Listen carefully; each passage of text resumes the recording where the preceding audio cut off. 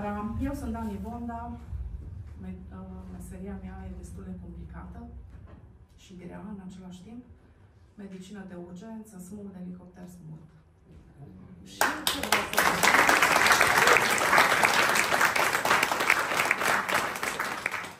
Îmi place în timpul liber să îmi adun energia din această sală și din altele, dar cu precădere din această sală. Fiind și fiica mea dansatoare, la Mario, de 5 ani, cred că de mică visa să ajung aici. Noi îl știm pe Mario de mult, încă dinainte de a fi aici, de la operă. Și să sperăm că vom fi sănătoși cu toții, să putem să mai facem multe lucruri împreună.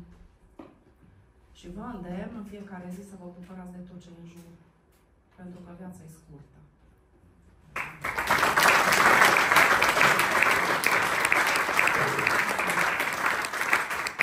O să spun două cuvinte despre Dani și despre soțul ei, Dorin Bonda, care o susțin pe fiica lor, necondiționat, și mă ajută foarte mult în turnee.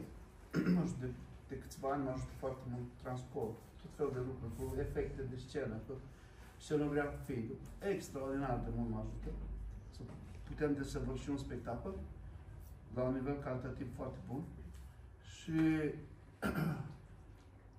un caz foarte, așa am puțin și eu, cazul meu este aproape identic cu cazul lui Oana. De ce zic aproape identic? Pentru că nimeni din familia mea, din 1986, de când am început profesia, nu a fost de acord cu ceea ce fac.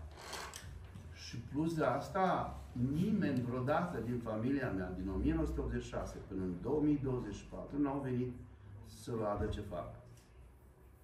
Și am mers mai departe și familia mea nu m-a susținut să-mi desăvârșesc profesia, au vrut să termin școală, nu știu ce. E o poveste foarte tristă că nu m-au susținut nici mama, nici tata, nici frați, nici surori, nimeni nu au venit vreodată să vadă ce fac și lucrez în domeniul ăsta de 39 de ani, 40 de ani de când fac această profesie și o fac bine.